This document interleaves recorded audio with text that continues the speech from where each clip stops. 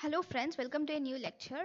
In this lecture, we will learn about the different syndromes in which are seen associated with the third cranial nerve lesions. Third cranial nerve lesions, different syndromes. So first, um, I have already explained about the different lesions, but here I would like to discuss mainly about the named syndromes. Okay, so mostly there can be only isolated third nerve palsy can be there. That is one, and then sometimes there can be uh, some syndromes. For example, it can be one Benedict's syndrome, then the second syndrome is Cloud syndrome, third Northenagel syndrome, or it can be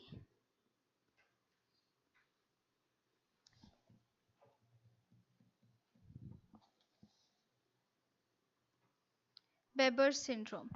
Okay, so these are the different syndromes which are seen in third cranial nerve.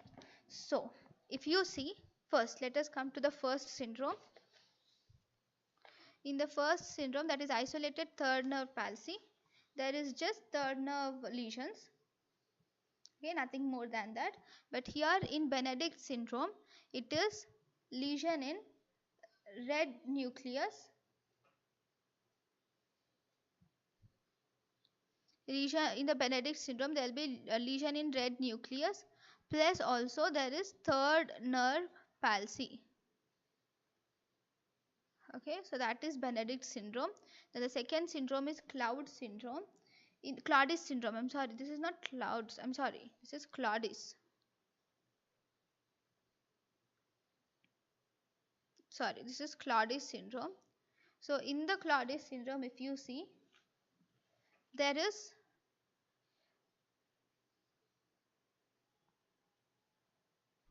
so because here there is involvement of red nucleus along with third nerve palsy, here one third nerve palsy, and because of red nucleus you will see extrapyramidal signs.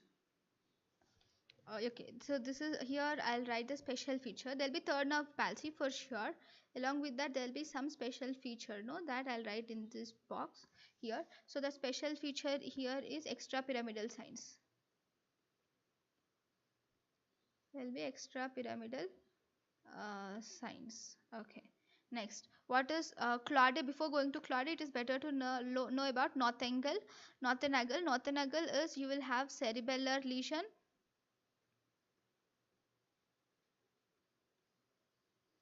plus third nerve palsy. That is Northenagel, cerebellar lesion plus third nerve palsy. Here the extra thing which you see is presence of ataxia. Okay, then what is Claude? Claudius is nothing but it is Benedict's plus Northenagel. It is Benedict's plus Northenagel, that is called as Claudius. Then what is Weber's? Weber's is you will have involvement of pyramidal tract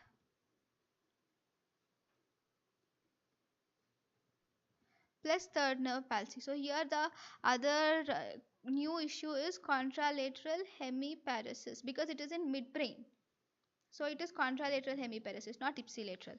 So these are the different two different types of the different syndromes which are present.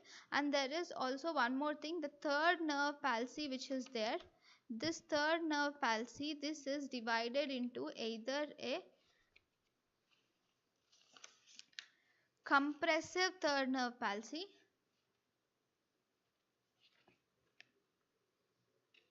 So this will this is divided into compressive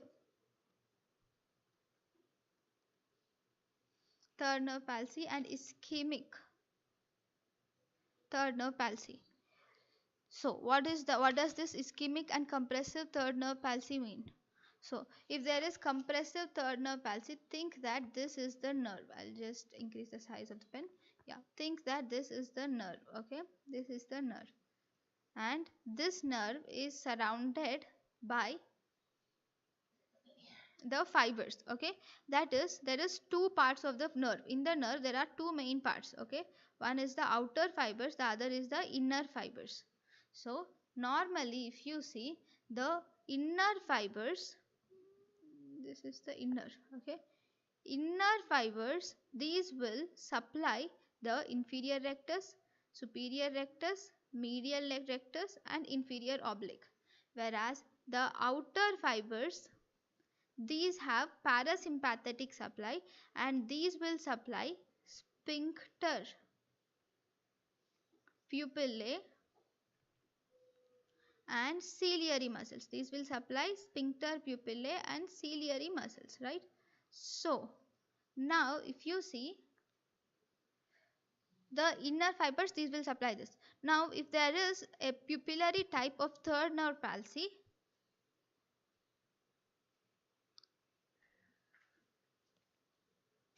so here in the compressive palsy there can be two types because of this. One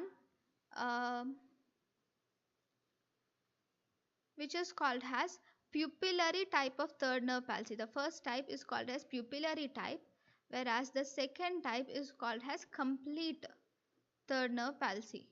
So if you see in pupillary type of third nerve palsy, here the inner fibers which are there, those are not affected. Only the outer fibers are affected. Why? If you see, whenever there is some tumor or something which is compressing it, so if you see, this is only compressing the outer fibers. So because of that, the outer fibers, so here, I'm sorry, yeah, so here outer fibers are affected than the inner fibers. So extraocular muscles are spared here and only the sphincter pupillae and pupillary muscles are affected. In complete type, everything is affected. So if this is the nerve and if this is the outer fiber, there is a compressive lesion which is compressing completely. So here if you see, both ciliary muscles plus inferior oblique, inferior rectus, superior rectus, inferior oblique, median rectus, all these are affected. Okay, so that is complete type. There is one more type which is called as ischemic third nerve palsy.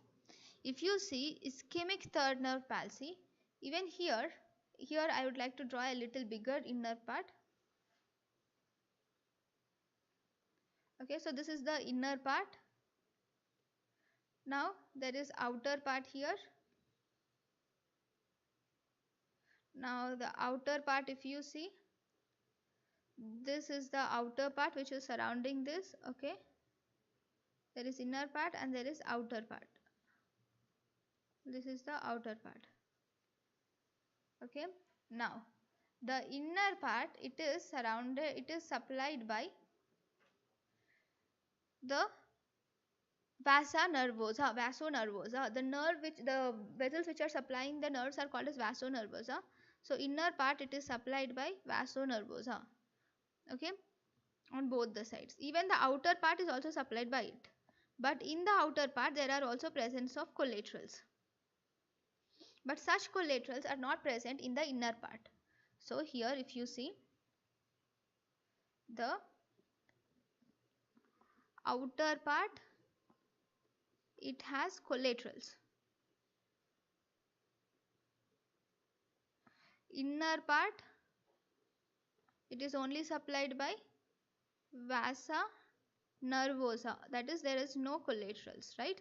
So inner part, it is only supplied by vasonervosa, there is no collaterals. So ischemia leads to, because of ischemia, there is ischemia in vasonervosa. Where is ischemia? Ischemia is now in vasa nervosa. So here this leads to death of cells in the nervosa. So this leads to palsy in inferior oblique, superior rectus, inferior rectus and medial rectus. Okay, whereas muscles are ciliary muscles are spared.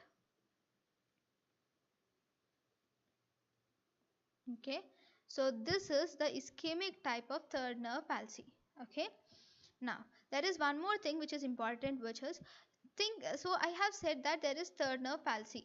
So one more thing which is important, I have said that there is third nerve palsy, right? So because here there is third nerve palsy. Now what happens if there is third nerve palsy? Okay, just a minute, I'll just what is the how does the patient look if the patient has third nerve palsy? That is important for us to learn. Okay, so that is the reason why I am coloring it with the light color. Okay, now think that there is third nerve palsy. Now these are the eyes. Okay, how does the patient look? See, here there is no superior rectus, it is not innervated. Inferior rectus, it is not innervated. Medial rectus, it is median rectus, it is not innervated. There is a work. The muscles which are working are lateral rectus and also the superior oblique muscles. These are working. Superior oblique muscle, the superior oblique function is depression, right?